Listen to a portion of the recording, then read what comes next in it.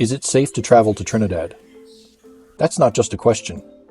That's a conversation that demands honesty, nuance, and a real-world understanding of what's happening on the ground. Because for many of us, especially those considering a first visit, or even a return trip to this vibrant Caribbean nation, the headlines can be unsettling. But they don't always tell the whole story, and that's what we're here to unpack. Hi everyone, I'm Stephen, and after more than 25 years traveling the world in the fields of industrial safety and risk management, I've now shifted my focus toward helping travelers make informed, confident, and safe decisions.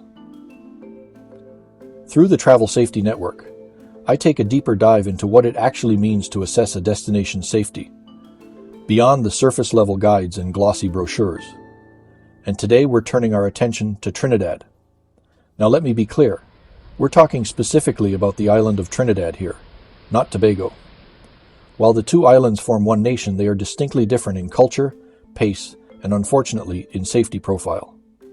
Trinidad has long been a cultural powerhouse, the birthplace of steel pan, the heart of Carnival, and the home of some of the most mouth-watering cuisine in the Caribbean.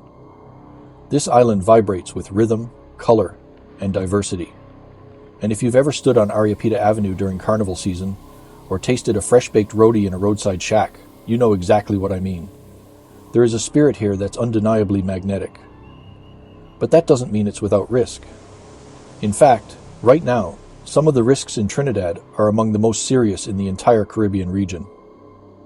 Let's start with what's been making headlines around the world: rising gang violence and the alarming increase in firearms on the streets. This isn't a new issue, but over the past few years, it's accelerated dramatically. Violent crime, especially gang-related homicides and shootings, have spiked across Port of Spain and its surrounding districts. In 2024, the homicide rate surpassed 600 murders for the year, a staggering number for an island of just over 1 million people. That per capita rate ranks among the highest in the Western Hemisphere. The U.S. Department of State currently advises travelers to reconsider travel to Trinidad due to crime. They highlight the prevalence of armed robbery, assault, sexual violence, and even kidnapping for ransom. Several neighborhoods in and around the capital are outright prohibited to U.S. government personnel, including Laventille, Morvant, Beetham, and Sealots. The advisory also warns against movement after dark, even in some areas that might appear relatively safe during the daytime. Global Affairs Canada also urges a high degree of caution, citing the frequent occurrence of violent crime. They specifically warn about robberies and assaults in public places, and advise avoiding isolated areas, especially beaches, after dark. The UK's Foreign, Commonwealth and Development Office points to similar risks, emphasizing that violence can erupt even during major events like Carnival. And the Australian Department of Foreign Affairs underscores the same theme.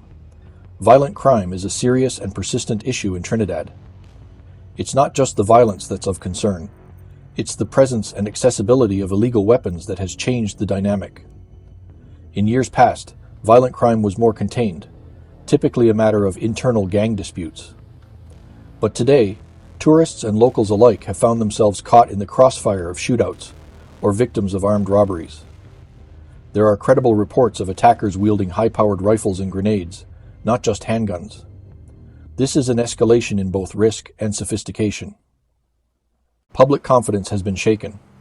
In late 2024, the Trinidadian government declared a limited state of emergency to give security forces more authority to search, seize, and arrest. But that has not necessarily resulted in a lasting improvement in public safety. What it has done, however, is contribute to a heightened sense of military and police presence in urban centers, which for visitors can feel both reassuring and disconcerting, depending on the circumstances. Politically, Trinidad remains a relatively stable democracy, but like many countries, it is facing challenges: inequality, youth unemployment, and frustrations with systemic inefficiencies. While these issues aren't always directly relevant to tourists, they do shape the overall climate and can fuel social unrest. Now, racially and socially, Trinidad is a rich mosaic. Afro-Trinidadians and Indo-Trinidadians make up the two largest ethnic groups, and the country generally celebrates this diversity with pride. But there are underlying tensions, economic disparities, and cultural friction, which can manifest in ways that visitors might not immediately understand. For most tourists, race isn't likely to make you a target. However, cultural sensitivity and humility are absolutely essential, especially in areas that are off the beaten path. On the LGBTQ+ front, Trinidad is somewhat conservative. Homosexuality is technically decriminalized, but public displays of same-sex affection may attract negative attention. Trans travelers may also face uncomfortable stares or questions. Discretion is advisable in public settings, especially outside urban areas. What about outside the capital? Trinidad's natural beauty is undeniable.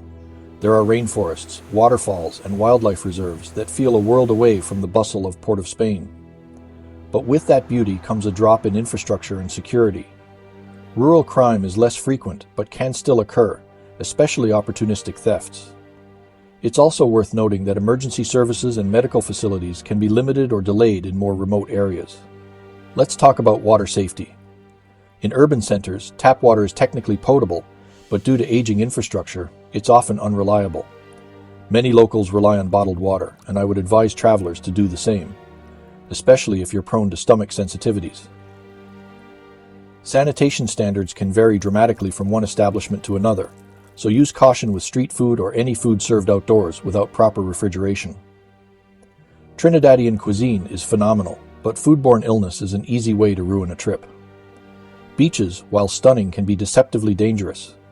There are often strong currents and riptides, especially on the northern coast. Many beaches lack lifeguards.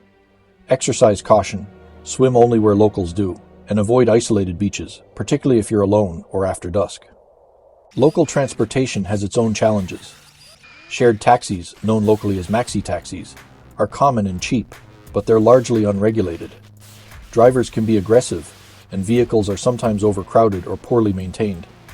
Car rentals are an option, but driving in Trinidad requires a strong nerve. Roads are often congested, signage is limited, and local drivers can be unpredictable. Carjackings, while not rampant, have occurred, especially in known hotspots. Always keep your doors locked and avoid driving at night in unfamiliar areas. Neighborhoods to be particularly wary of include East Port of Spain, Laventil, and Beetham. These areas experience regular gang violence and should not be entered by tourists under any circumstance.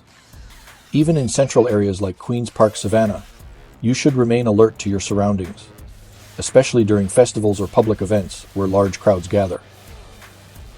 Now let's be fair. Crime in Trinidad is not uniformly distributed. There are places, Marival, St. Anne's, and parts of West Moorings, where upper-middle-class locals and expats live relatively peacefully.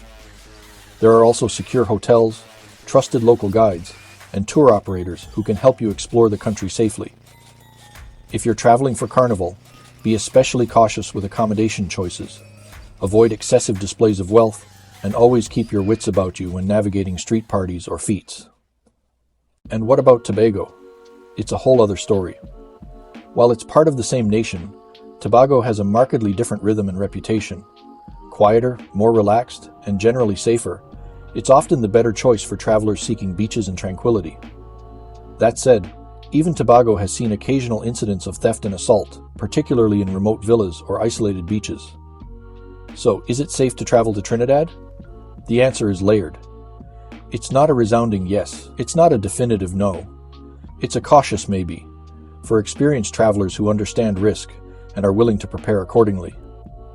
If you're thinking about visiting friends or family, attending Carnival, or diving into the island's incredible music and food culture, you'll need to approach it with situational awareness, good planning, and respect for the environment you're stepping into. And here's the tease I promised at the top of the video. Because despite all this, Trinidad has something that few places can offer. It's one of the only places in the world where you can watch the scarlet ibis take flight over the Coroni swamp, see a leatherback turtle nest on a moonlit beach, then hear the heartbeat of steel pan echo into the night. It's real, it's raw, and it's unforgettable. I'm Steven with the Travel Safety Network.